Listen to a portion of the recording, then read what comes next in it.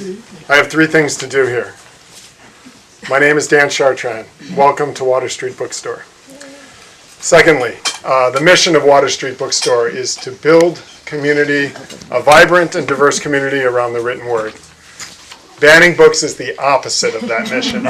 We're on mission tonight. Third thing, thank you so much, Pat Yasha. Every year you put so much work into putting this event together, curating the readers and the readings, and doing all the footwork with the ACLU so that we have this amazing celebration of the power of writing to build community, and how we need to fight against anyone who wants to stop that from happening.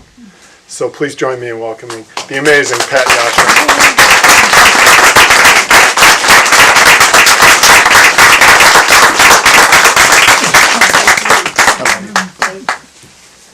Thank you, Dan, for hosting this. This is our 7th annual Banned Book Night.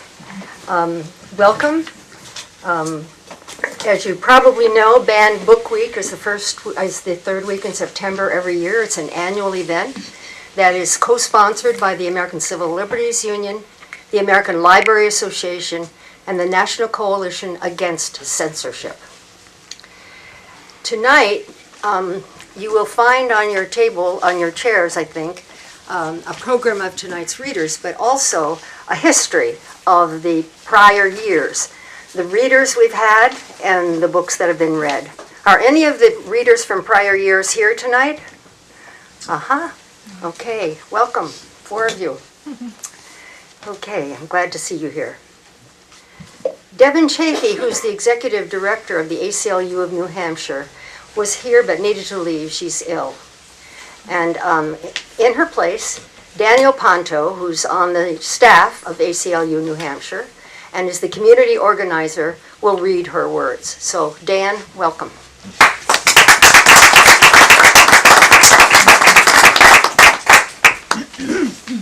Thanks, Pat. Great. Good evening, everyone. Good evening. Great. So like Pat said, I'll be reading Devin's remarks, and I'll just, I share a lot of these sentiments too, so I'll do my best to channel her. So it is such a pleasure to be with you tonight. As always, I'm incredibly grateful to Pat and Dan for making this special event possible. I love to sit back and listen to all the talented community members read from their most treasured banned book. It is truly such a powerful gesture.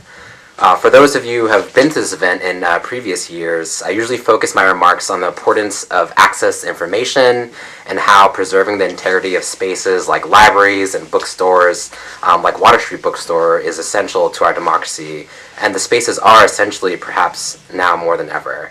But this week, like many of you, my mind is filled with the broader attacks on civil rights and liberties that we are facing as a nation and as a community.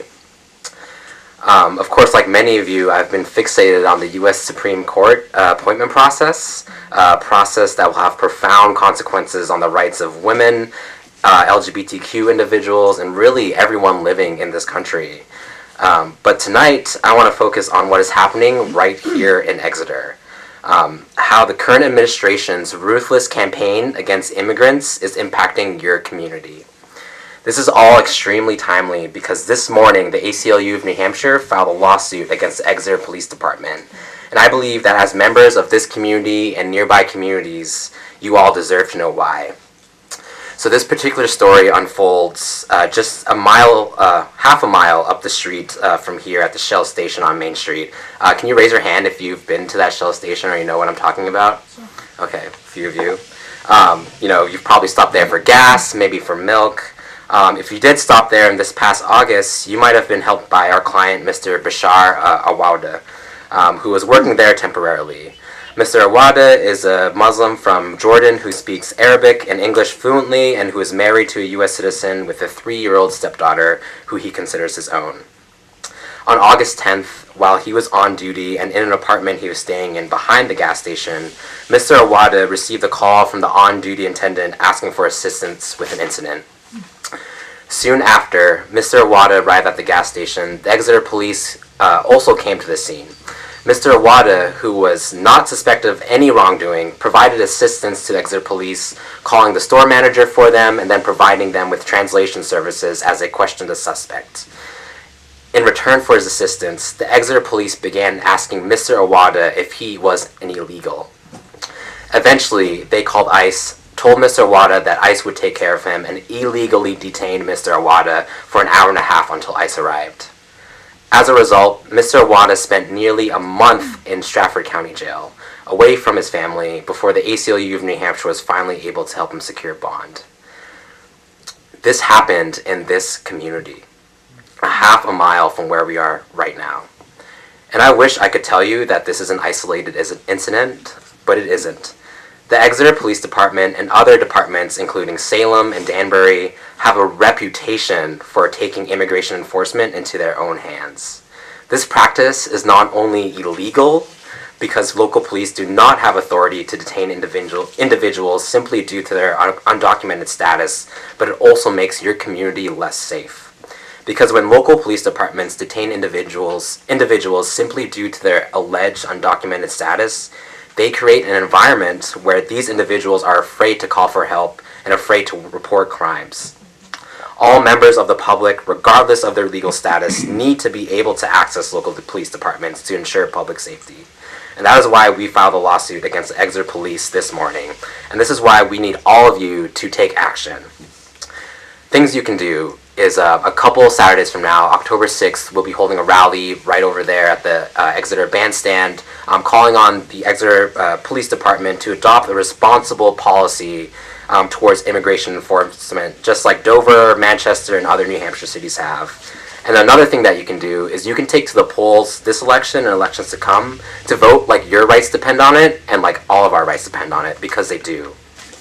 All of these issues, whether it's free speech, privacy, immigration, criminal justice reform, LGBTQ rights, whatever that is, require defending not only in the courts, the state houses, and communities, but also at the ballot box. We ask you to join this movement by signing our ACLU voter pledge card that's in the back, saying that you'll pledge to vote like our rights depend on it, and be part of a movement that will defend and expand our civil liberties for the fights to come. So I hope you'll join us in this movement. Thank you so much.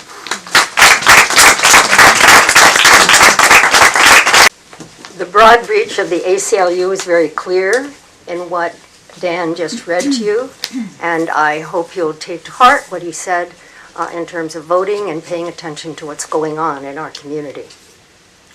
Our readers tonight are all activists in significant ways, working to maintain our democracy against various threats, and all working to achieve greater harmony in a rapidly changing America. As each of them reads, be thinking, what's the benefit of having read this particular book? What can we learn? What do we feel? What is lost if we forbid the reading of this book? Is anything gained by a prohibition? Allison Ryder is the first reader. Allison serves as the Associate Director of Leadership New Hampshire, a statewide nonprofit that annually convenes a diverse group of statewide leaders and exposes them to major issues affecting our state while encouraging engagement in civic affairs. Allison is a Carsey Fellow for New Hampshire Listens and serves in a variety of capacities that explore issues relating to mass incarceration, racial equality, LGBTQ rights. Her search has centered around gender equality, including family-friendly workplace practices, female incarceration rates, and equal pay. Allison will read from Brave New World. Allison, thank you. Thank you all.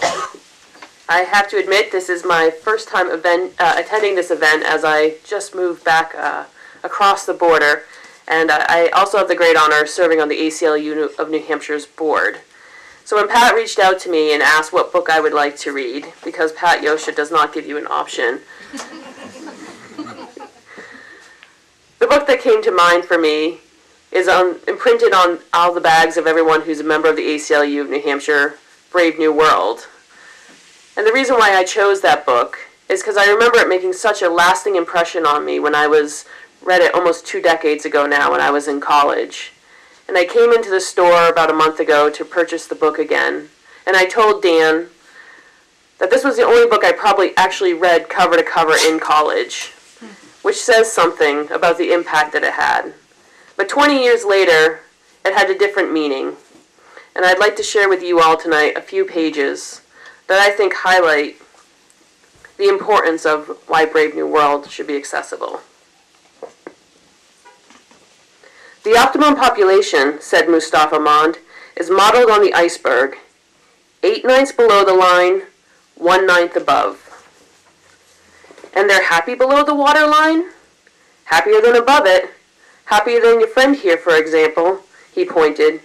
In spite of that awful work? Awful? They don't find it so.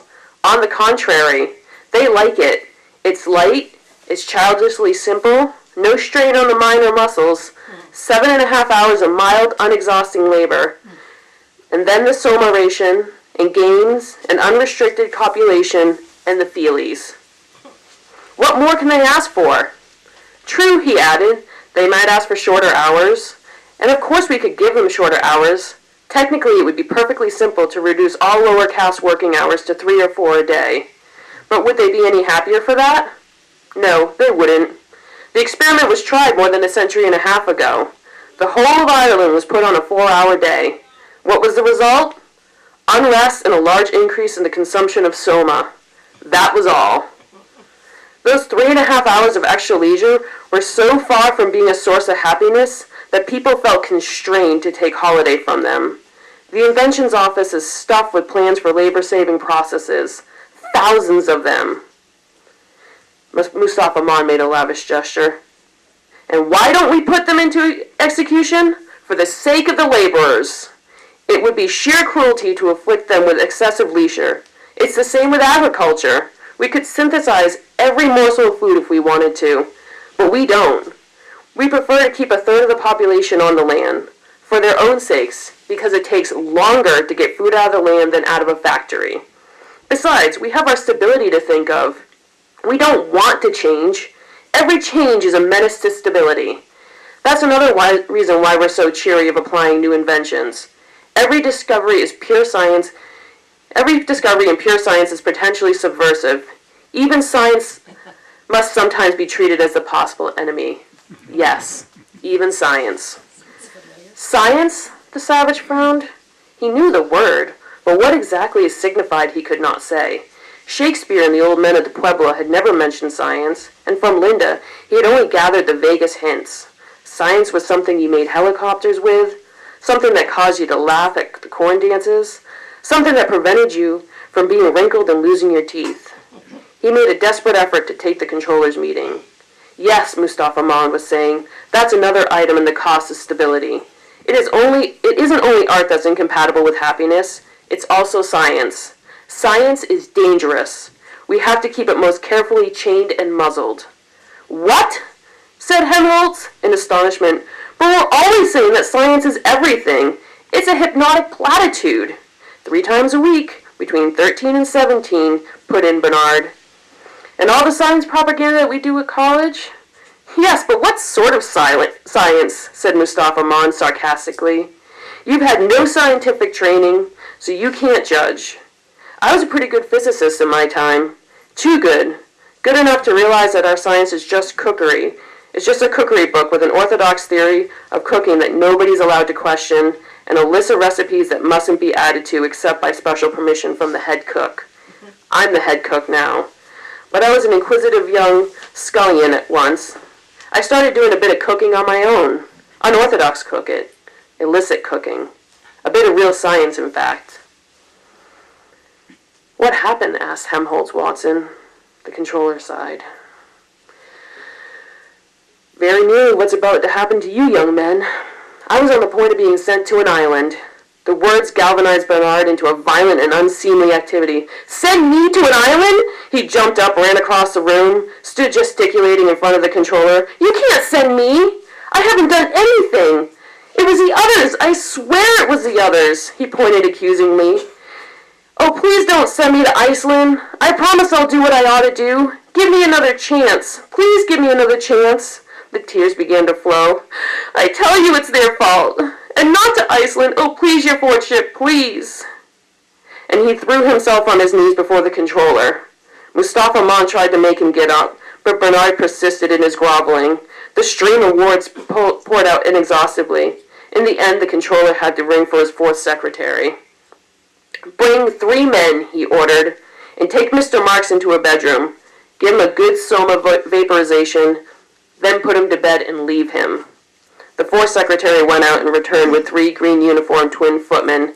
Still shouting and sobbing, Bernard was carried out. "One would think he was going to have his throat cut," said the controller as the door closed. "Whereas if he had the smallest sense, he'd understand his punishment is really a reward. He's being sent to an island. That's to say, he's being sent to a place where he'll meet the most interesting set of men and women to be found anywhere in the world. All the people who, for one reason or another, have got too self-consciously individual to fit into community life. All the people who aren't satisfied with orthodoxy, who've got independent ideas of their own. Everyone, in a word, who's anyone. I almost envy you, Mr. Watson." Helmholtz laughed. "Then why aren't you at an island yourself?" "Because I finally preferred this," the controller answered. "I was given the choice to be sent to an island where I could have gone on with my pure science, or to be taken on to the Controller's Council with the prospect of succeeding in due course to an actual controllership. I chose this and let the science go." After a little silence, "Sometimes I rather regret the science. Happiness is a hard master, particularly other people's happiness. A much harder master if one isn't conditioned to accept it unquestioningly than truth." He sighed. "Well, duty's duty. One can't consult one's own preference. I'm interested in truth. I like science. But truth's a menace. Science is a public danger. As dangerous as it's been a beneficent. It's given us the stablest equilibrium in history. China's was hopelessly insecure by comparison. Even the primitive matriarchies weren't steadier than we are. Thanks, I repeat, to science. But we can't allow science to undo its own good. That's why we so carefully limit the scope of its researches. That's why I almost got sent to an island. We don't allow it to deal with any but the most immediate problems at the moment.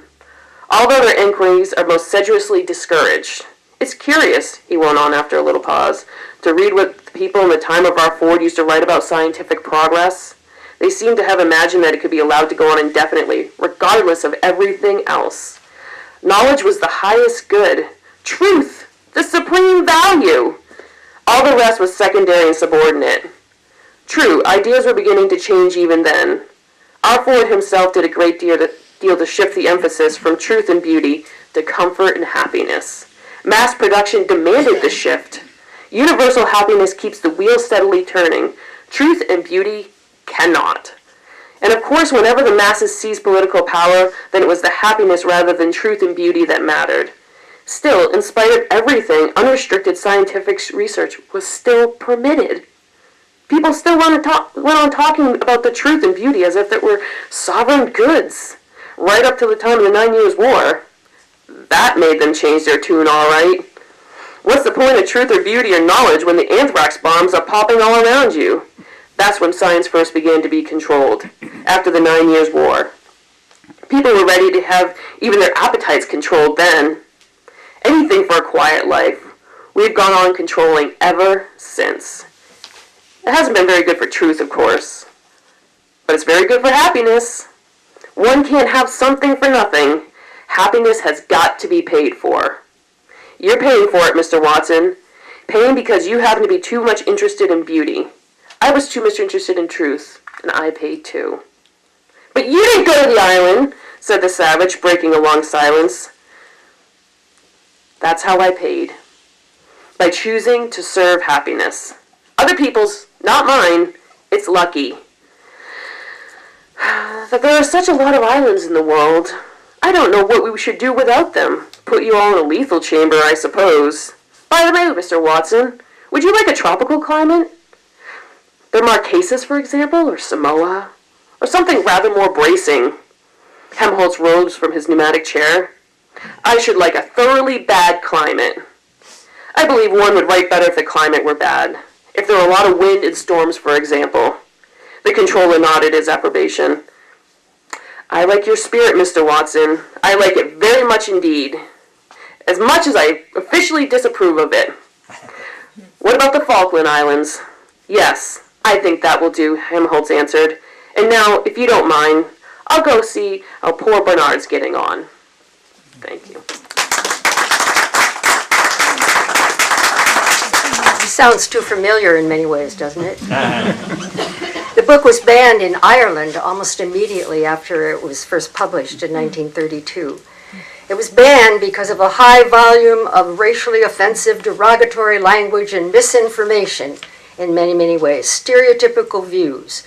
Today, some teachers think that its style is so old-fashioned they don't want to use it. Anyway, I think we read the book as a warning and that it's very, very apt, particularly the parts that Allison read.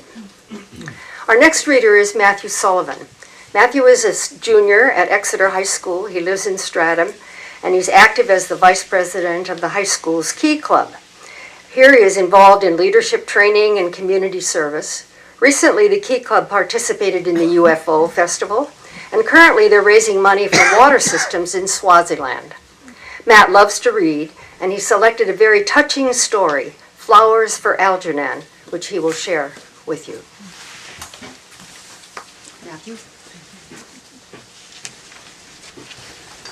So I chose this book because I read it a few years back. It really, it really touched me. It's a very moving story that I think in some ways we can all relate to in parts of it. Here goes. November 15th. I was looking at some of my old progress reports, and it's very strange, but I can't read what I wrote. I can make out some of the words, but they don't make sense. I think I wrote them, but I don't remember so. I get tired very fast when I try to read some of the books I bought in the drugstore, except the ones with the pictures of the pretty girls. I like to look at them, but I have funny dreams about them. It's not nice. I won't buy them anymore. I saw in one of those books they got magic powder that can make you strong and smart and do lots of things. I think maybe I'll send away and buy some for myself. November 16th. Alice came to the door again, but I said, "Go away. I don't want to see you." She cried, and I cried too, but I wouldn't let her in because I didn't want her to laugh at me. I told her I didn't like her anymore, and I didn't want to be smart anymore either. That's not true, but I still love her, and I still want to be smart, but I had to say that so she would go away. Mrs. Mooney told me Alice brought some more money to look after me, and for the rent. I don't want that. I got to get a job. Please, please, don't let me forget how to read and write. November 18th. Mr. Donner was very nice when I came back and asked him for my old job at the bakery. First, he was very suspicious, but I told him what happened to me, and then he looked very sad, and put his hand on my shoulder and said, "Charlie, you got guts." Everybody looked at me when I came downstairs and started working in the toilet, sweeping it out like I used to do. I said to myself, "Charlie, if they make fun of you, don't get sore because you remember they're not so smart like you once thought they were. And besides, they were once your friends, and if they laughed at you, that don't mean anything because they like you." One of the new men who came to work there after I went away, his name was Mara Claus, did a bad thing to me. He came up to me when I was loading the sacks of flour, and he said, "Hey Charlie, I hear you're a very smart fella. A real quiz kid. Say something intelligent." I felt bad because I could tell the way he said it, he was making fun of me, so I kept on with my work. But then he came over and grabbed me by the arm, real hard, and shouted at me, "When I talk to you, boy, you better listen to me, or I could break your arm for you." He twisted my arm so it hurt, and I got scared. He was going to break it. And he was laughing and twisting it, and I didn't know what to do. I got so afraid I felt like I was going to cry, but I didn't. And and then I had to go to the bathroom, something really awful. My stomach was all twisted inside like I was going to bust open if I didn't go right away, because I couldn't hold it back. I told him, please let me go, because I got to go to the toilet, but he was just laughing at me, and I didn't know what to do, so I started crying. Let me go, and then I went in my pants, and it smelled bad, and I was crying. He let go of me, and then made a sick face, and he looked scared then. He said, for God's sake, I didn't mean anything, Charlie. But then Joe Carp came in and grabbed Klaus by the shirt and said, leave him alone, you lousy bastard, or I'll break your neck. Charlie is a good guy, and nobody's going to start up with him without answering for it. I felt ashamed, and I ran to the toilet to clean myself and change my clothes. When I got back, Frank was there too, and Joe was telling him about it, and then Gimpy came in, and they told him about it, and he said they'd get rid of Klaus. They were going to tell Mr. Donner to fire him. I told him I didn't think he should be fired, and to find another job because he had a wife and a kid. And besides, he said he was sorry for what he did to me. And I remember how sad I was when I had to get fired from the bakery and go away. I said Klaus should get a second chance because now he wouldn't do anything bad to me anymore. Later, Gimpy came over limping on his bad foot, and he said, Charlie, if anyone bothers you or tries to take advantage, you call me or Joe or Frank over, and we'll set them straight. We all want you to remember that you got friends here, and don't you ever forget it. I said, thanks, Gimpy. That makes me feel good. It's good to have friends. November 20th, 1st. I did a dumb thing today. I forgot I wasn't in Miss Cannon's class at the adult center anymore, like I used to be. I went in and sat down in my old seat in the back of the room. She looked at me funny, and she said, Charlie, where have you been? So I said, hello, Miss Cannon. I'm ready for my lesson today, only I lost the book I was using. She started to cry and run out of the room, and everybody looked at me. And I saw a lot of them wasn't the same people who used to be in my class. Then, all of a sudden, I remember some things about the operation and me getting smart, and I said, holy smokes, I really pulled a Charlie Gordon that time. I went away before she came back into the room. That's why I'm going away from here for good to the Warren Home School. I don't want to do nothing like that again. I don't want Miss Cannon to feel sorry for me. I know everybody feels sorry for me at the bakery, and I don't want that either. So I'm going someplace where there are a lot of people like me, and nobody cares that Charlie Gordon was once a genius, and now he can't even read or write good. I'm taking a couple books along, and even if I can't read them, I'll practice hard, and maybe I'll even get a little bit smarter. But then smarter than I was before the operation, without an operation. I got a new rabbit's foot, and a lucky penny, even a little bit of that magic powder left, and maybe they will help me. If you ever read this, Miss Cannon, don't be sorry for me.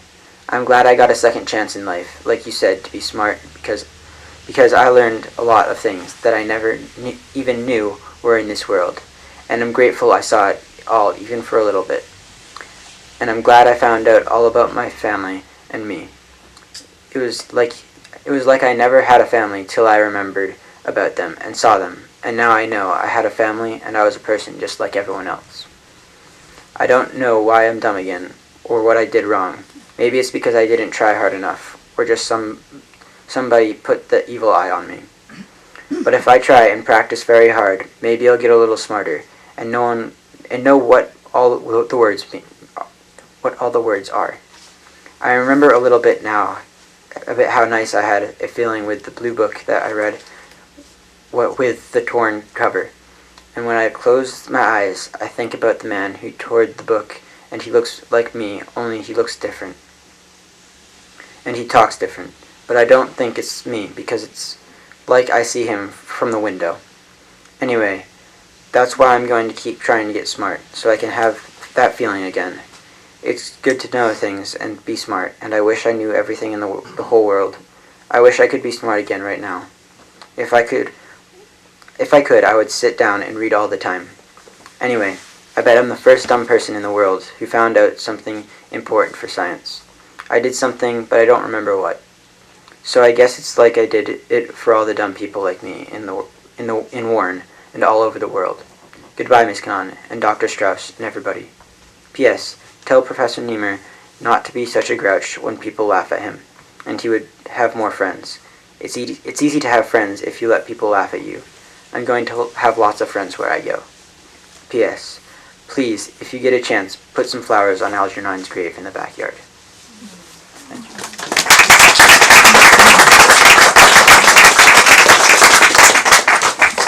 Charlie, who's writing those letters, is a developmentally disabled person. Maybe some of you know that story.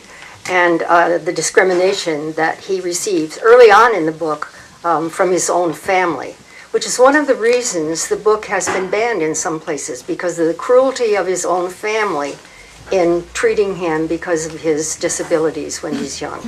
The Algernon that's mentioned in the last line that Matthew read is a mouse that he befriends. And the general story is that science treated Charlie in an experiment, and he was temporarily gaining in mental ability and was considered by some temporarily to be a genius. But that skill diminished. It was not a successful scientific experience. Interesting that science has been mentioned in both books so far, and we're very concerned with what's happening in terms of scientific progress and support in our country right now. Phyllis Ring is the next reader. Phyllis is a published author, including an historical novel, The Munich Girl, which is very interesting, by the way, and 3 other works, 2 of them inspirational nonfiction. She's had a colorful career as a magazine writer and editor, teacher in China, and developer of educational programs in a Baha'i center. Phyllis will read from Nickel and Dimed on not getting by in America. Phyllis? Excuse me. Now I just have to make sure I can reach the microphone and see the book at the same time, because that's getting to be much more of a challenge for me. I was delighted to have the opportunity to reconnect with the author, Barbara Ehrenreich, who is a real hero of mine. I read this book when it came out 20 years ago because my daughter recommended it to me, and it was a whole other kind of journey to go through it at this point in my own life. Barbara Ehrenreich, after welfare reform in 1996, decided to see what it would be like to try to live on basically non-livable wages, which usually meant working more than one job at a time. So she worked in a total of 3 states, 4 jobs to try that out. She worked in the state of Maine, where I've also worked, and all 4 types of work that she did is work that I've also done: serving tables in a restaurant, working in a nursing home in various capacities, doing house cleaning, and working in retail. She worked in Walmart, and I think she was probably paid more than I was when I did it. So we're jumping right into the middle here. She's in Portland, Maine, and she's working 2 jobs. So she's just spent the whole her first week with the maids, and before she rolls into her weekend at the nursing home, which is called Woodcrest, she's just trying to take care of some household maintenance, so to speak. Message to me from my former self: slow down, and above all, detach. If you can't stand being around suffering people, then you have no business in the low-wage work world as a journalist or anything else. Besides, I have problems of my own to attend to, most urgently, money. My initial calculations suggested that I would do very well with my 2 jobs, in the long run, that is, and if nothing untoward occurred. But there was no check for me on my first Friday at the maids, since, I am informed, a new employee's first paycheck is withheld until she eventually leaves or quits, apparently to keep her from running off on a spending spree and failing to show up for the second week of work. In addition to rash-related expenses, I am unpleasantly surprised to discover that the rent for my first week at the Blue Haven, it's a hotel, is $200, not $120, because the tourist season was not yet deemed completely over. Plus, since my apartment, though rented as furnished, contained almost no kitchen items when I moved in, I was forced to acquire my own inventory of spatula, can opener, utility knife, broom, etc. at Walmart. I will be fine once the paychecks start rolling in from both places of work, but now, late in my second week of employment, I foresee a lean weekend, even taking into account free lunches at the Woodcrest. Is there help for the hardworking poor? Yes, but it takes a determined and not too terribly poor person to find it.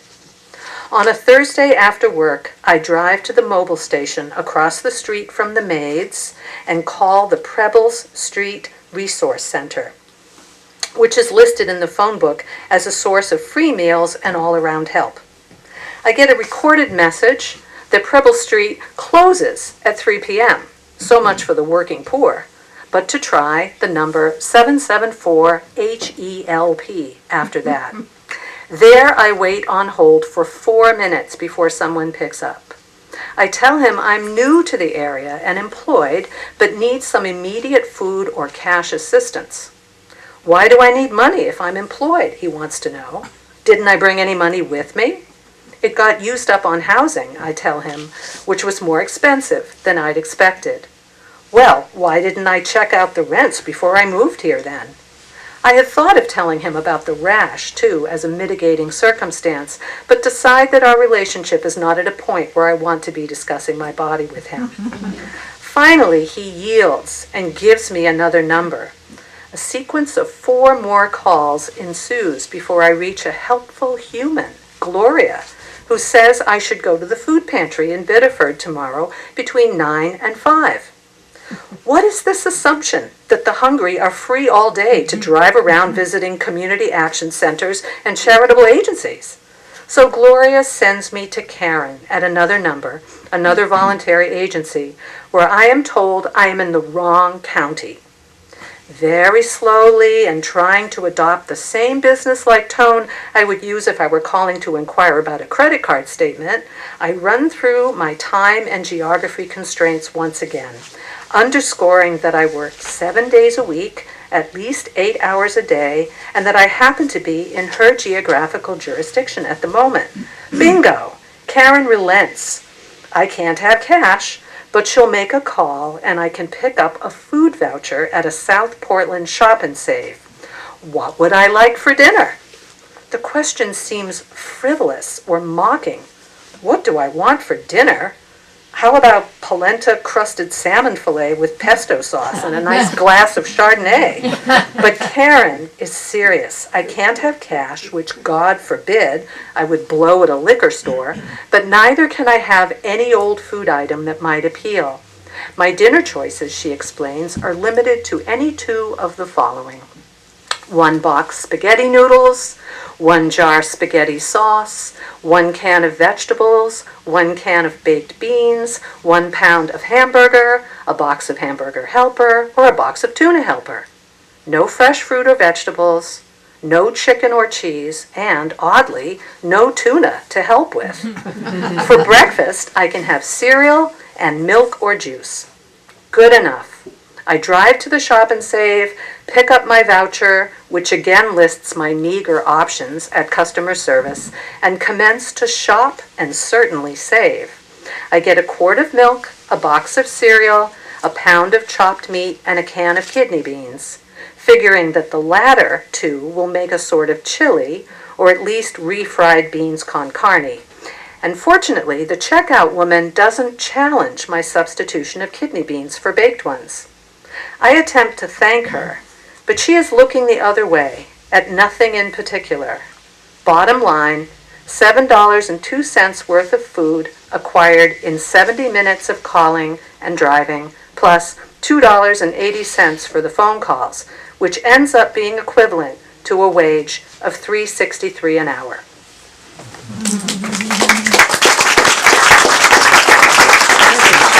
According to the American Library Association, that book is one of the most highly banned. One of the places it's been banned, because it seems to be anti-capitalist, is Bedford High School in Bedford, New Hampshire. There are also mentions of drugs, inaccurate and offensive language, and a religious viewpoint that the objectors, the parents in the town of Bedford said were in the book, and that would really be destructive to students' learning. Ken Mendes is our next reader. Ken is known best in Exeter as the founder and chair of the Racial Unity Team, which holds its annual Walk a Mile for Racial Unity this Saturday, by the way. Ken spent formative years in Washington, D.C. as the son of a Malaysian diplomat. He has had a long career in the defense and pharmaceutical industries, and he's a world traveler. Recently, he organized discussion groups on racial issues in South Carolina and Stratham. Ken will read from Maya Angelou's I Know Why the Caged Bird Sings. Ken? Thank you. I think I know why the caged bird sings. You know what, that's a book that's been around since 1969, and we're still learning. When I looked up the reason it was banned, believe it or not, Maya Angelou's books are very frequently banned. After being approved for public school curricula in 1980, Angelou's books faced its first challenge just a few years later in 1983. It was banned because the Alabama State Textbook Committee determined it incited bitterness and hatred towards white people.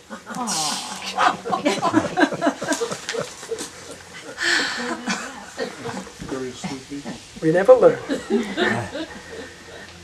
In 15 years, I was 15 years old when I discovered I Know Why the Caged Bird Sings.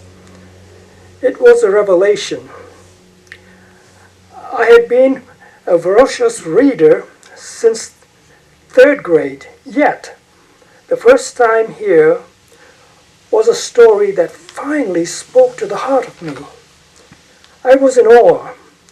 How could this author, Maya Angelou, have the same life experience, the same feelings, longings, perceptions as a poor black girl from Mississippi as me? I marveled from the very first pages. What you looking at me for? I didn't come here to stay. I just came to tell you it's Easter Day. I was that girl who had recited Easter pieces, the pieces of Christmas poems too. I was that girl who loved to read. I was that girl raised by my southern grandmother.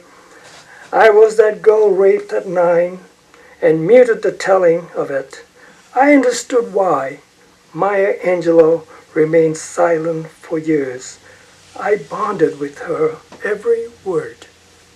Now that foreword was written by Oprah Winfrey. And it tells the story of the book.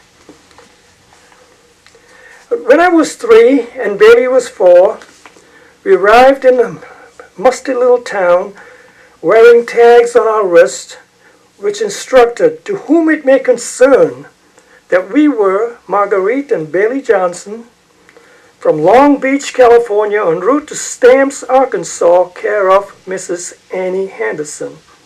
Our parents had decided to put an end to that calamitous marriage, and father shipped us home to his mother, a porter who was charged with our welfare.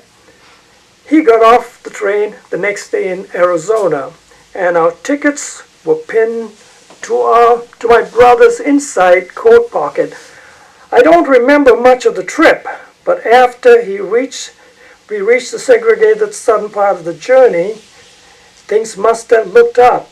Negro passengers who also traveled with loaded lunchboxes felt sorry for the poor little motherless darlings and piled us with cold fried chicken and potato salad.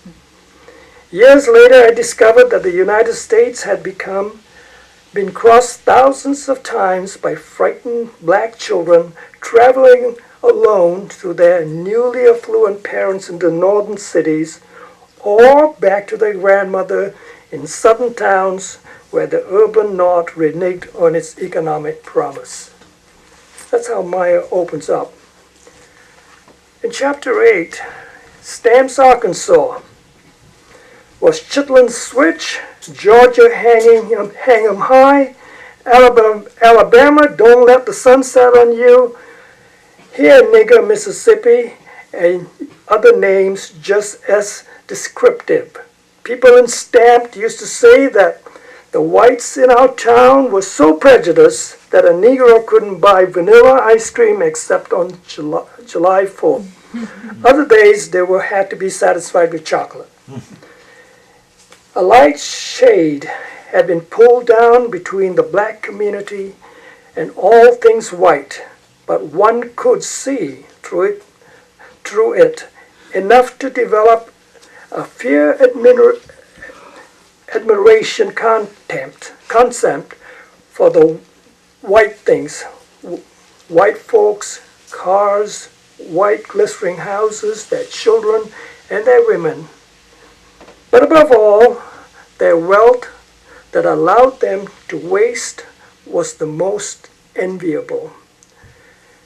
They had so many clothes, they were able to give perfectly good dresses worn just under the arms to the sewing class in our school for the larger girls to practice in. Although there was always generosity in the Negro neighborhood, it was indulged on pain and sacrifice. Whatever was given to the black people, to other blacks, was mostly probably needed as desperately to the donor as by the receiver, a fact which made the giving or receiving a rich exchange.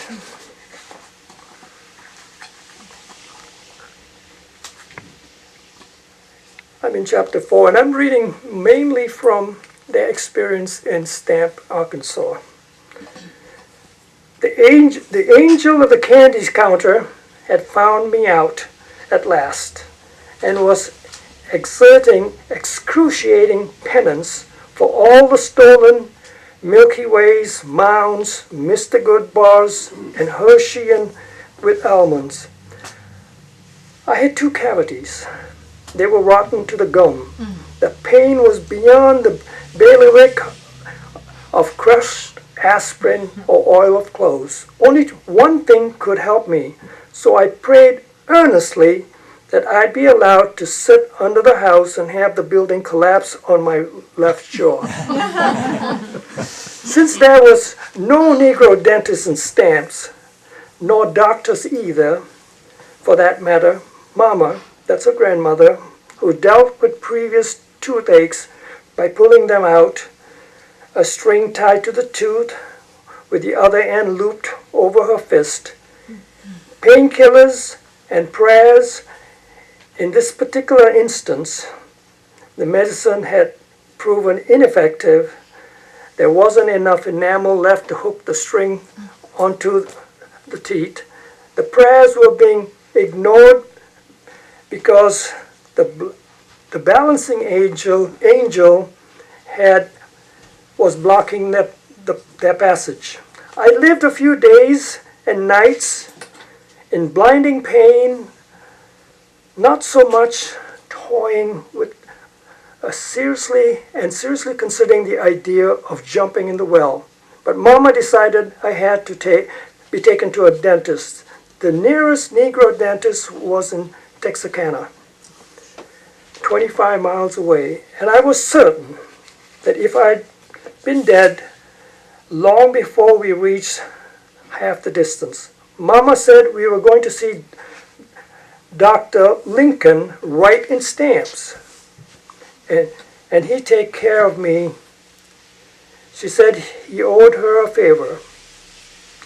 I knew that there was a number of white folks in town that owed her a favor. Bailey and I had seen the books which showed how she had lent money to blacks and whites alike during the Depression, and most still owed her money. But I couldn't aptly remember seeing Dr. Lincoln's name, nor did I even heard of a Negro going to him as a patient. However, Mama said we were going and put water on the stove for our bath. I had never been to a doctor, so she told me that after the bath, which would make my tooth feel better, I had to put on freshly starched and ironed underclothing from inside out. The egg failed to respond to the bath, and I knew that the pain was more serious than that which anyone had ever suffered.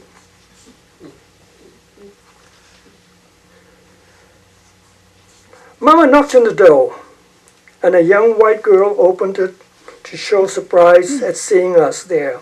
Mama said, "We wanted to see Dentist Lincoln and to tell him Annie was here." The girl closed the door firmly. Now, the humiliation of hearing Mama describe herself as if she had no last name to the young white girl was equal to the physical pain. It seemed terribly unfair to have a toothache, a headache, and have to bear at the same time the heavy burden of blackness. It was always possible the teeth would quieten down and maybe drop out of their own accord. Mama said we would wait. I leaned in the harsh sunlight on the shaky railing of the dentist's back porch for over an hour. He opened the door and looked at Mama. "Well, Annie, what can I do for you?" He didn't see the towel around my jaw or notice my swollen face. Mama said, "Dentist Lincoln is my grandbaby here. She's got 2 rotten teeth that's giving her a fit." She waited for him to acknowledge the truth of her statement.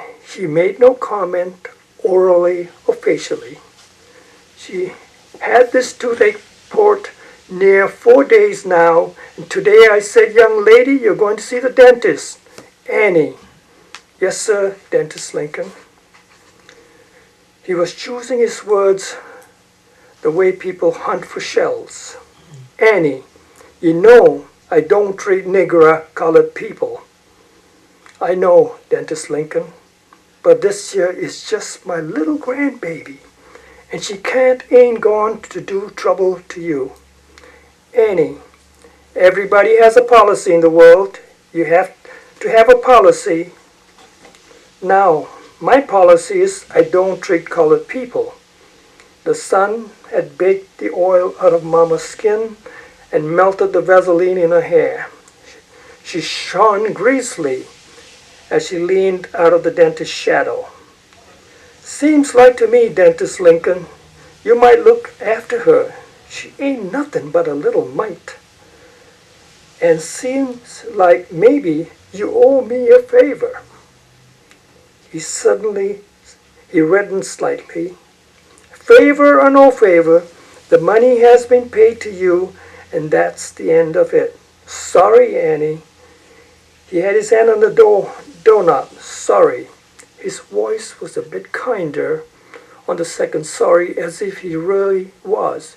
Mama said, "I wouldn't press on you like this for myself, but I can't take no for my grandbaby. When you come to borrow my money, you didn't have to beg. You asked me, I lent it. Now, it wasn't my policy. I ain't no money lender. But you stood to lose this building, and I tried to help you out. It's been paid, and raising your voice won't make me change my mind. My policy." He let go of the door, stepped near Mama. The 3 of us were crowded on the small landing. "Annie, my policy is, I'd rather stick my hand in a dog's mouth than in a nigger's." He had never once looked at me. He turned his head and went back the door into the cold beyond.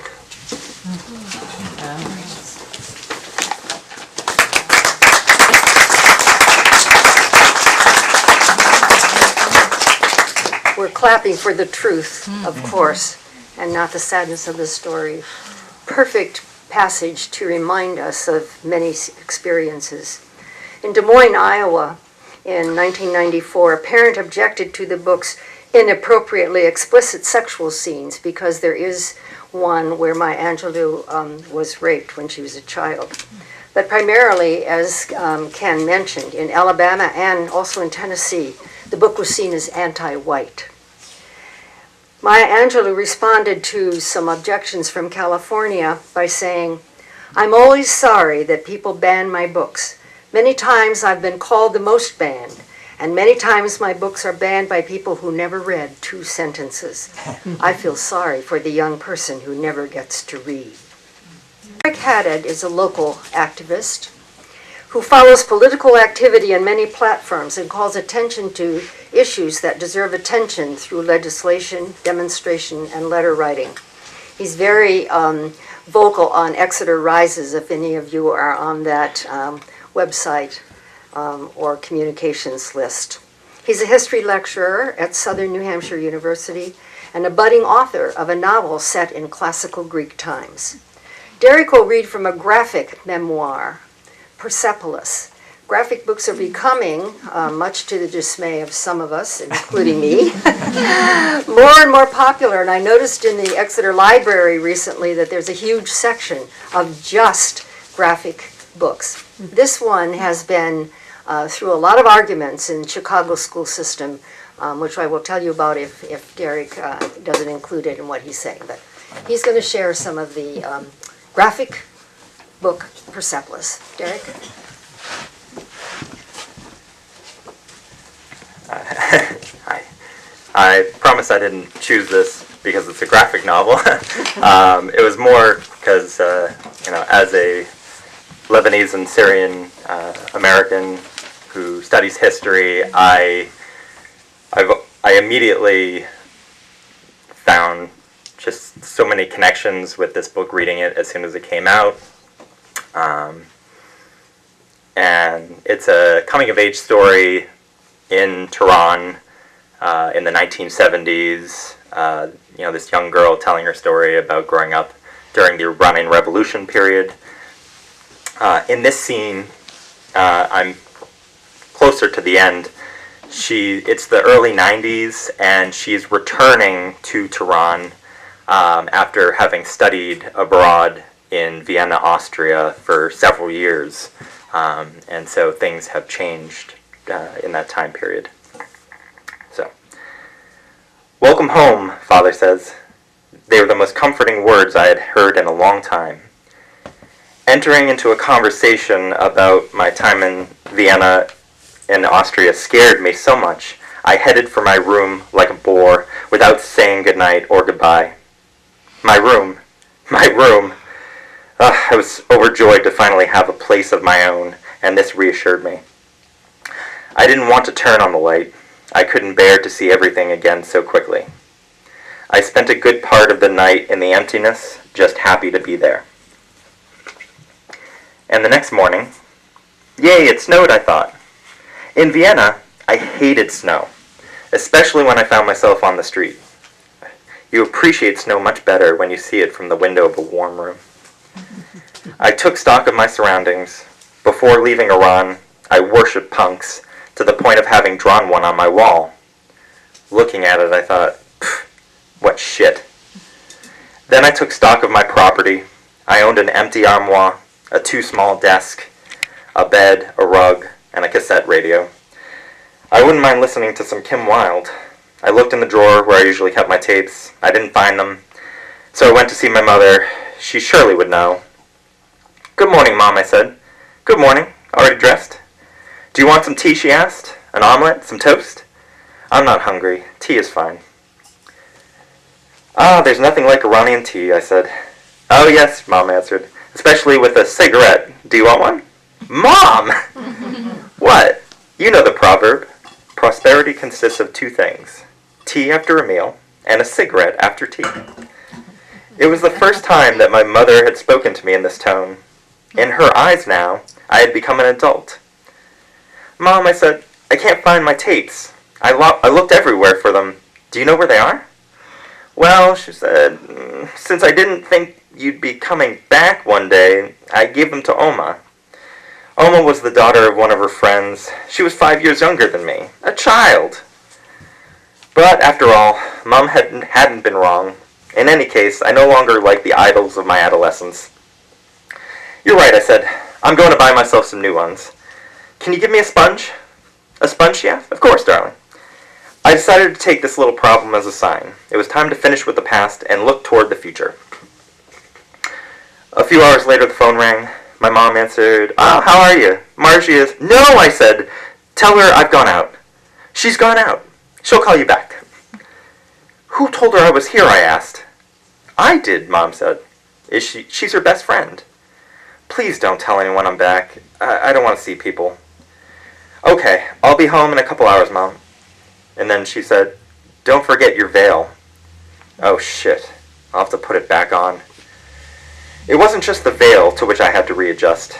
There were also all the images. The 65-foot-high murals presenting martyrs, adorned with slogans honoring the martyrs. Slogans like, the martyr is the heart of history, or, I hope to be a martyr myself, or, a martyr lives forever. Especially after 4 years spent in Austria, where you were more likely to see on the walls, best sausages for 20 shillings. The road to readjustment seemed very long to me. There were also the streets. Many had changed names. They were now called Martyr What's-His-Name Avenue, or Martyr Something or Other Street. It was very unsettling. I felt as though I were walking through a cemetery. Surrounded by the victims of a war, I had fled. It was unbearable. I hurried home. Later that night, Father came home. I asked, do you always get home so late? Now that the war was over, my father, an engineer, didn't know where to begin. Everything has to be rebuilt now, he said. While we wait for the next war, which will destroy everything again, Mom answered. What next war, I asked. One has to be realistic, she added. For over a century, our region has been unstable.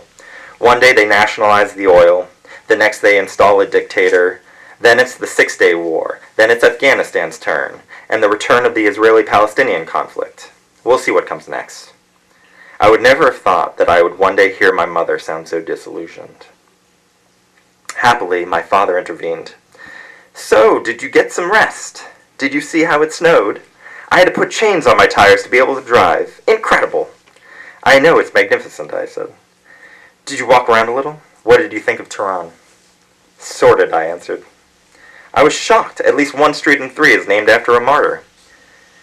And we are in the north of the city, Dad added. If you go into the poor quarters in the south of Tehran, almost all the streets are called Martyr so-and-so. People don't know anymore why we've had 8 years of war, why their children have died.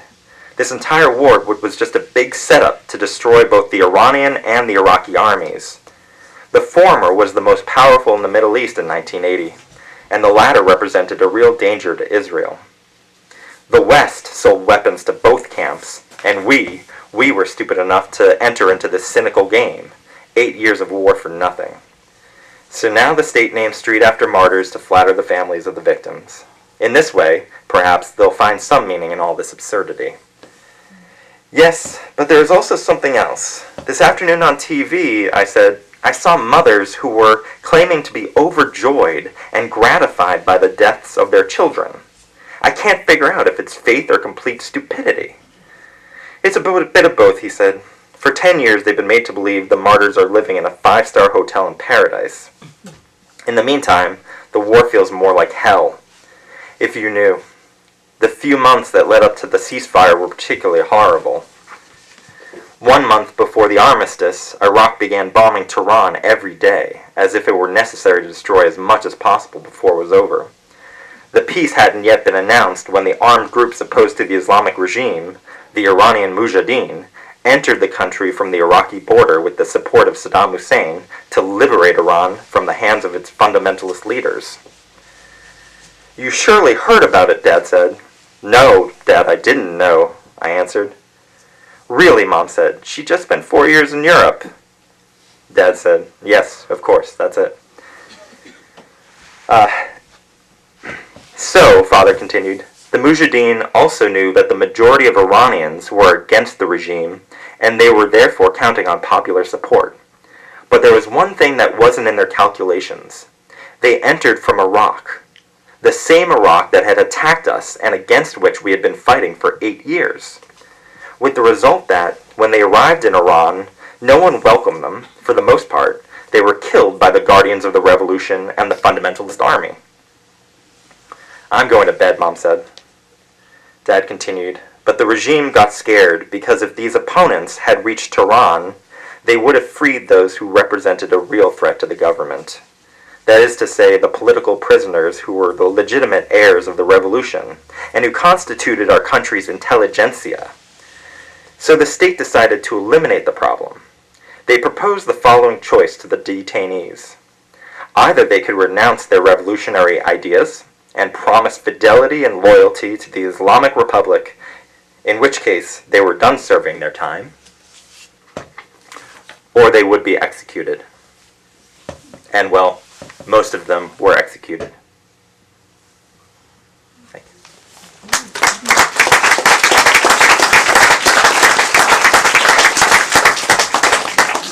If you do look at Persepolis, you will see that a lot of the emotion that was expressed by the characters is shown in very clear pictorial ways. I am amazed about that.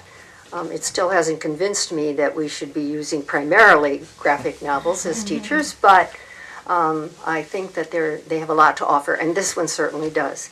It caused a great uproar in Chicago, and it was chosen by some teachers to use it in English classes there, and some of the school boards said absolutely not. The students raised an uproar and went to the press. This was several years ago. And they managed to raise such a fuss that it was restored to the curriculum in some of the schools, but only if there was training of the teachers in how to teach it, was the rule that was made. It does include some violence, and as you could hear at the end, it's talking about people who are put to death, a certain amount of sex as the young people who are Marjan's friends are experimenting, and some of them are gay, and that was those are some of the reasons that there were objections to it. Imagine conversations with God was another reason that there were disturbed parents. It took students, though, to organize the protest and get it restored to the curriculum. Our last reader is Renee Allen, and she's going to read the newest book of all of those on the list. Renee is an artivist. Her paintings on feminist and environmental themes can be seen at exeternharts.com. She's a member of the We the People Lecture Series Committee, the Town Energy Committee. She's the driving force behind the brand new Exeter Literary Fest, which will be held next April. She was voted class bookworm when she was in the 8th grade. Renee will read from The Hate You Give, which was first banned in Texas. Some of you may have heard the author, Angie Thomas, read from the book in the We the People series at PEA last spring. So it's going to be a movie soon. So we're right on up to date. Renee?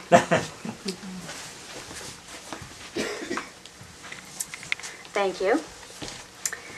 First, let me say that there are a lot of swears in this book. I'm kind of Pollyanna, and I'm not going there. Okay, you can read it yourself, okay, or watch the movie. Okay, so this is about a girl named Star. She and her older brother, 7, and her younger brother, Sakani, go to a private school 45 minutes away from the neighborhood in which they live. Their father, who's called Big Maverick, and he owns a grocery store in the hood. Daddy stands in the doorway, watching a reporter and camera operator set up in front of Mr. Lewis's shop. Of course, when Sakani sees the camera, he says, "Ooh, I want to be on TV." Sakani's 9. Shut up, I say. No, you don't. Yes, I do. You don't know what I want. The car stops and Sakani pushes my seat forward, sending my chin into the dashboard as he jumps out. "Daddy, I want to be on TV." I rub my chin. His hyper butt is going to kill me one day. Daddy holds Sakani by the shoulders. "Calm down, man. You're not going to be on TV." "What's going on?" 7 asks when we get out. "Some cops got jumped around the corner," Daddy says, one arm around Sakani's chest to keep him still. "Jumped?" I say. "Yeah, they pulled them out of the patrol car and stomped them. Grey Boys. The code name for King Lords. Damn. I heard what happened at y'all's school, Daddy says. Everything cool? Yeah, I give the easy answer. We're good. Mr. Lewis adjusts his clothes and runs a hand over his afro. The reporter says something, and he lets out a belly-jiggling laugh.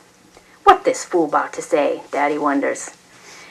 Live in 5, says the camera operator, and all I can think is, please don't put Mr. Lewis on live TV. 4, 3, 2, 1. That's right, Joe, the reporter says. I'm here with Mr. Cedric Lewis, Jr., who witnessed the incident involving the officers today. Can you tell us what you saw, Mr. Lewis? He ain't witnessed nothing, Daddy tells us. Was in his shop the whole time. I told him what happened. I sure can, Mr. Lewis says. Them boys pulled those officers out of their car. They weren't doing nothing either.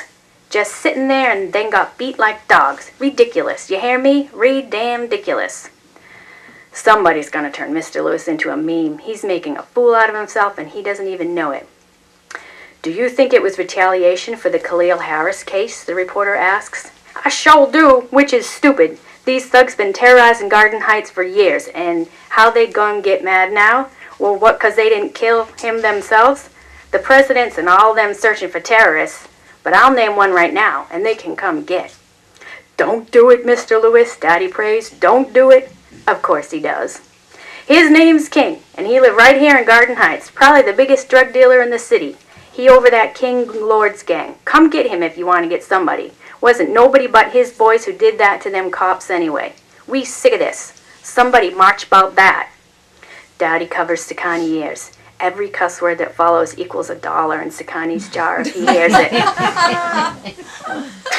I'm not gonna say, okay. He snitched, said 7. On live TV, I add. Daddy keeps saying, do you think that the curfew the mayor announced today will prevent incidents like this? The reporter asks Mr. Lewis. I look at Daddy. What curfew? He takes his hands off Sakani's ears. Every business in Garden Heights got to close by 9, and nobody can be in the streets after 10. Lights out, like in prison. So you be home tonight, Daddy? Sakani asks. Daddy smiles and pulls him closer. Yeah, man, after you do your homework, I can show you a thing or two on Madden. The reporter wraps up her interview.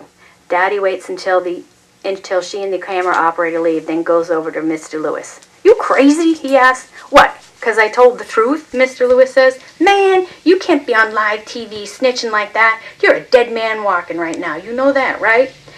I ain't scared, Mr. Lewis says real loud for everybody to hear. You scared of him? Nah, but I know how the game works. I'm too old for games. You ought to be too. Mr. Lewis, listen. Nah, you listen here, boy. I fought a war, came back, and fought one here. See this? He lifts up his pant leg, revealing a plaid sock over a prosthetic. Lost it in the war. This right here? He lifts his shirt to his underarm. There's a thin pink scar stretching from his back to his swollen belly. Got it after some white boys cut me 'cause I drank from their fountain. He lets his shirt fall down. I done faced a whole lot worse than some so-called king. Ain't nothing he can do but kill me. And if that's how I gotta go for speaking the truth, that's how I gotta go. You don't get it, Daddy says. Yeah, I do. Hell, I get you. Walking around here claiming you ain't a gangster no more. Claiming you try to change stuff, but still following all that don't snitch mess. And you teaching those kids the same thing, ain't you? King's still controlling your dumb butt, and you're too stupid to realize it. Stupid? How you gonna call me stupid when you're the one snitching on live TV? A familiar whoop whoop sound alarms us. Oh, God. The patrol car with flashing light cruises down the street. It stops next to Daddy and Mr. Lewis. 2 officers get out, one black and one white. Their hands linger too close to the guns at their waists. No, no, no. We got a problem here? The black one asks, looking squarely at Daddy. He's bald, just like Daddy, but older, taller, and bigger. No, sir, officer, Daddy says. His hands that were once in his jeans pocket are now visible at his sides. You sure about that? The younger white one asked. It didn't seem that way to us. We were just talking, officers, Mr. Lewis says, much softer than he was minutes ago. His hands, too, are at his side. His parents must have had that talk with him when he was 12. To me, it looks like this young man was harassing you, sir, the black one says, still looking at Daddy. He hasn't looked at Mr. Lewis yet. I wonder if it's because Mr. Lewis isn't wearing an NWA t-shirt, or because there aren't tattoos on all his arms, or because he's not wearing somewhat baggy jeans and a backward cap.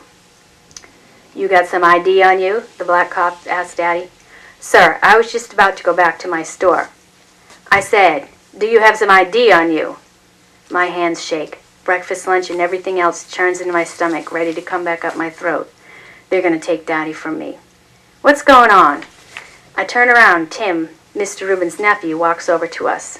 People have stopped on the sidewalk across the street. I'm going to reach for my ID, Daddy says. It's in my back pocket, all right? Daddy, I say. Daddy keeps his eyes on the officers. Y'all go back in the store, all right? It's okay. We don't move, though.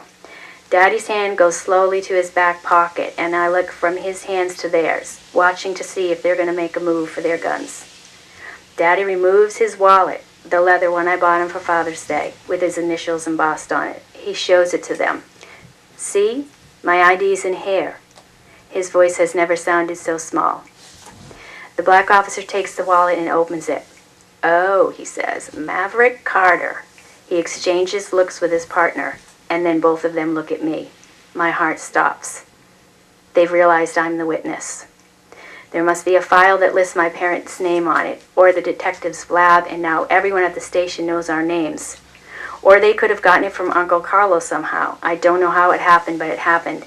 And if something happens to Daddy, the black officer looks at him. Get on the ground, hands behind your back. But get on the ground, face down now, now. He looks at us. His expression apologizes for the fact that we have to see this. He gets down on one knee and lowers himself to the ground, face down. His hands go behind his back and his fingers interlock. Where's that camera operator now? Why can't this be on the news? Now, wait a minute, officer, Mr. Lewis says. Me and him were just talking. Sir, go inside, the white cop says. But he didn't do anything, my brother Seven says. Boy, go inside, the black cop says. No, that's my father. And Seven, Daddy yells. Even though he's lying on the concrete, there's enough authority in his voice to make Seven shut up. The black officer checks Daddy while his partner glances around at all the onlookers. There's quite a few of us now. Miss Yvette and a couple of her clients stand in the doorway, towels around their shoulders. A car has stopped in the street. Everyone, go about your business, the white one says. No, sir, says Tim. This is our business. The black cop keeps his knee on Daddy's back as he searches him. He pats him down once, twice, 3 times, just like Officer 115 did to Khalil. Nothing. Larry, the white cop says. The black one, who must be Larry, looks up at him and then at all the people gathered round. Larry takes his knee off Daddy's back and stands up. Get up, he says. Slowly, Daddy gets to his feet. Larry glances at me. Bile pulls in my mouth. He turns to Daddy and says, I'm keeping an eye on you, boy. Remember that. Daddy's jaw looks rock hard. The cops drive off. The car that stopped in the street leaves, and all the onlookers go on about their business. One person hollers out, It's all right, Maverick. Daddy looks at the sky and blinks the way I do when I don't want to cry. He clenches and unclenches his hand. Mr. Lewis touches his back. Come on, son. He guides Daddy our way, but they pass us and go into the grocery store. Tim follows them. Why did they do Daddy like that? Sakani asks softly. He looks at me and Seven with tears in his eyes. Seven wraps an arm around him. I don't know, man. I know. I go into the store. In the office, papers are scattered all over the floor. Daddy's hunched over his desk, his back moving up and down with each heavy breath. He's pounding the desk and cussing. Daddy once told me there's a rage passed down to every black man from his ancestors, born the moment they couldn't stop the slave masters from hurting their families. Daddy also said there's nothing more dangerous than when that rage is activated. Let it out, son, Mr. Lewis tells him.